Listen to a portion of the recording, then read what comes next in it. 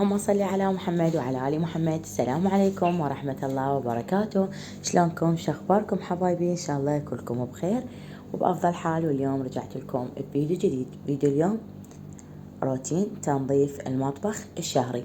أنا كل شهر بنات أسوي حملة تنظيف عميقة على كل المطبخ، يعني مثل ما نقول أقلب لكم المطبخ قلاب، ماكو شي بالمطبخ ما أنظفه، وراح نسوي تغييرات بسيطة. إذا حبيتوا الفيديو حابين تكملون خلوا لايك، خلوا اشتراك للقناة وتابعوا الفيديو للأخير. طبعا أول شي هواي كانوا يسألوني على هذا البيبان اللي مخلين بها الطباخ. بنات شوفوا هذا شلون المجر، الظهر ما بي بس صفاحيات وبيبان. شوفوا شلون صاير من الطبخ. طبعا كل ما اطبخ يوقع الدهون هنا بالصفاحيات وعلى البيبان، لذلك طلعته على مود انظفنه. فراح ارش عليه هذا المنظف. بنات هذا المنظف يجنن، فتشي يعني راقي. فراح ارش المنظف واخليه 3 دقائق الى 4 دقائق، وبعدها تشوفون النتيجة يطلع يجنن. شوفوا بنات 3 دقائق وبديت اجلد بيه. فاول شي بديت بيه الطباخ، لان صراحة عندي اهم شي بالمطبخ انه الطباخ نظيف، على مود من اجي اطبخ اني مرتاحة. بنات اذا طبخي وسخ ابد ما ارتاح بالتنظيف، ابد ما ارتاح بالطبخ. لو قد انظف البيت اهم شي عند الطباخ نظيف.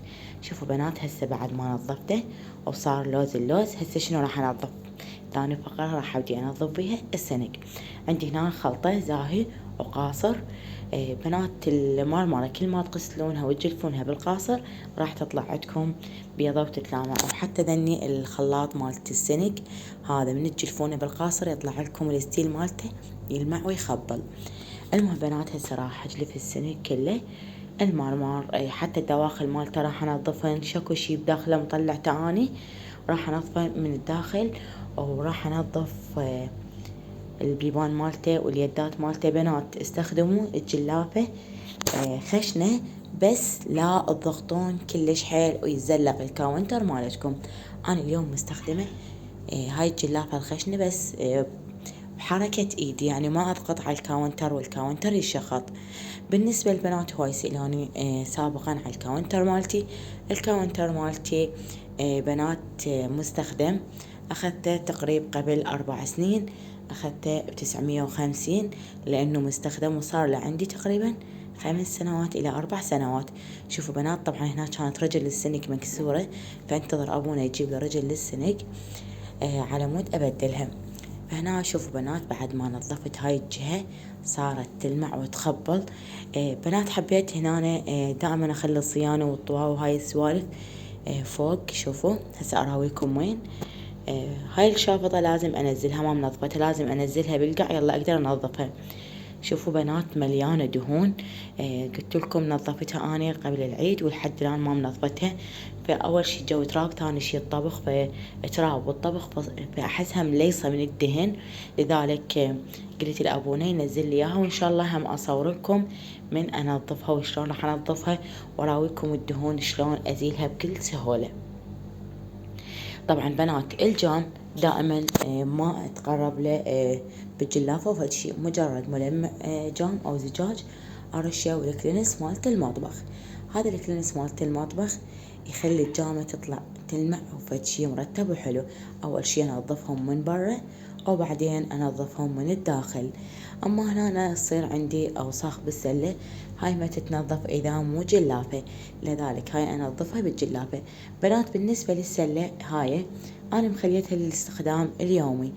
ذن العاليات لا استخدامهن مو يومي، بس بالاسفل الطاوات الكاسات مواعيد تمن هاي استخدام يومي. هسه راح انظفها كلها وبعدها ارجع لكم.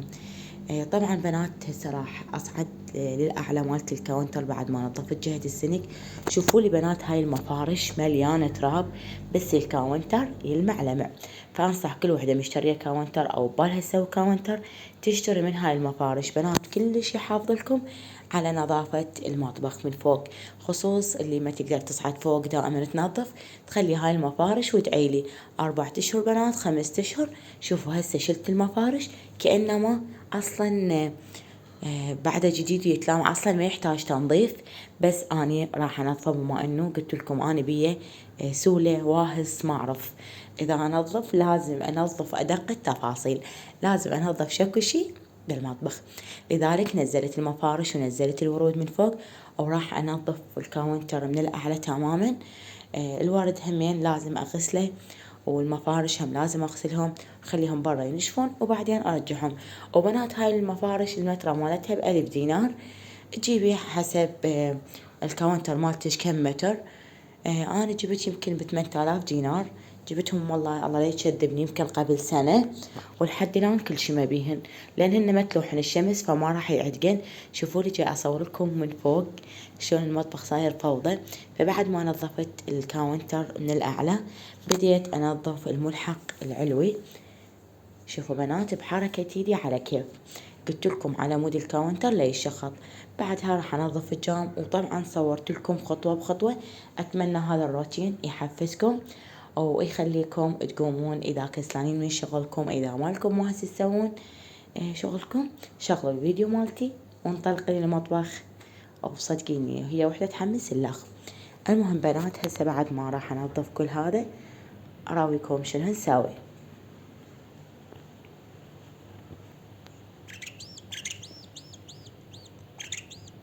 طبعا بنات هنا بالجام مخلية الأشياء اللي ما أستخدمهن دائما وما أحتاجهن دائما، لذلك دائما أنظف الجام. هواي بنات قالوا لي حاولوا تخلين أشياء هنا يعني كتحفيات. هاي الصراحة بنات ما أعرف شنو أخلي، فمخلية الأشياء اللي ما أستخدمها دائما وما أستخدمها بشكل يومي هنا.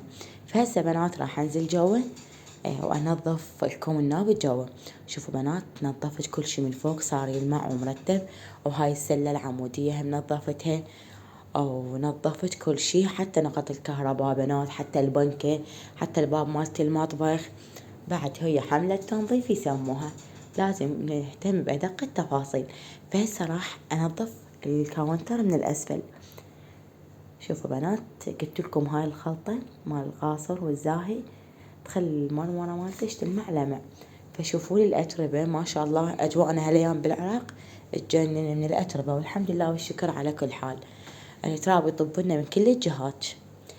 فهسه راح أجلف المرمرة وبعدها أراويكم شنو نسوي. المقولة الشهيرة سيمك بيدك ما حد يفيدك. يلا عيني لزمن سيامتشن لزمن جلافاتشن وقوموا ننظفن، لا تصدقني ما حد يفيدشن. شوفوا بنات مرات تصير عندنا طاقة سلبية ما نعرف شلون نتخلص من يمها. أنا مرات فجأة يعني هيك أضوج وأتكأب وما أعرف شنو أسوي. فشنو أسوي؟ أقوم أطلع شغل من جوا القاع. لما أقوم أشتغل ببيتي وأنظف وألملم وأرتب وأعطل المكان وأبخر المكان تصير عندي طاقة إيجابية. لذلك شكو وحدة يصير وياها هذا الشي، نصيحة لوجه الله إنه قول يا الله وقوم على بيتك، نظفي بيتك، رتبي بيتك، ونظفي أطفالك خليهم مرتبين دائما ونظيفين. بعدها اهتم بنفسك شوية، سوي عناية، سوي لك حبشكلات، جهزي لك فنجان قهوة، شغلي لك مسلسل انت تحبينها، احسن ما تقضينها متكئبة وحاطة رجل على رجل او قاعدة.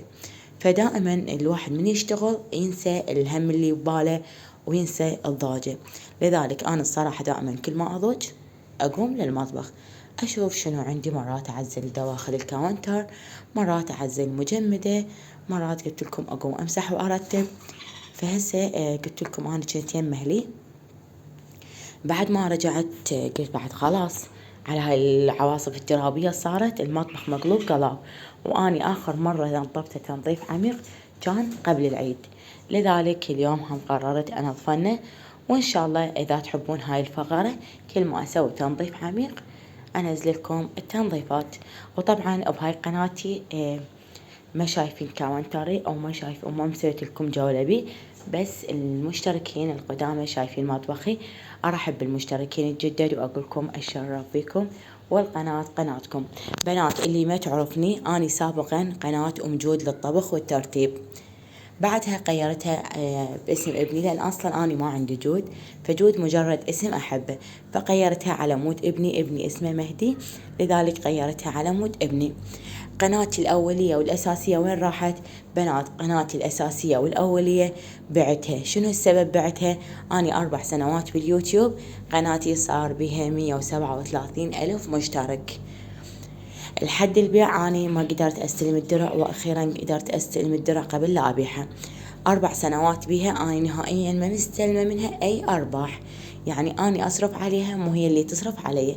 لذلك عفتها وقلت أبدي من جديد وأبدي بداية حلوة وبداية موفقة، وإن شاء الله بفضل رب العالمين وبفضلكم أستمر وأرجع وأصعد، وطبعا كله هو توفيق من رب العالمين. حبيت أجاوب على هذا السؤال.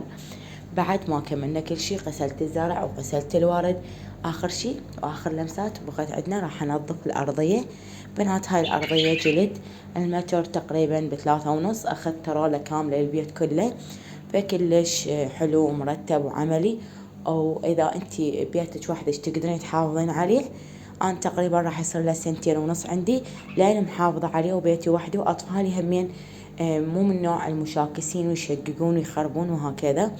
المهم بنات، هسه هسوي لكم جولة مطبخي بعد ما سوينا تغييرات بسيطة وبعد ما نظفنا. شوفوا بنات، هنا أنا كنت مخلية الطاوات ومخلية صواني وما أعرف شنو، هالمرة لا، خليت زرعات، وخليت فقط مال الجلافة، وخليت هاي التعليقة اللي هي من صديقتي فتافيت عراقية محمودي. وبعدها سويت ركن بسيط خاص بيه، خليت بيه فنجان قهوة، وخليت بيه ورداية، وخليت بيه البخور وهاي السوالف. فشنو بنات، إذا تحبون تطلبون البخورات المختومة بالقرآن الكريم للعين للحسد للرزق للبركة، راح أخلي لكم رابط الواتساب مالتي والانستغرام مالتي، اللي تحب تشتري منه منتجات. طبعا هواي من متابعاتي مجربات منتجاتي. إن شاء الله راح أخلي لكم حساباتي بصندوق الوصف. أو آخر شي وأحلى فقرة، فقرة السعادة، هي التبخير. ولهنا حقلكم مع السلامة، ودمتم بحفظ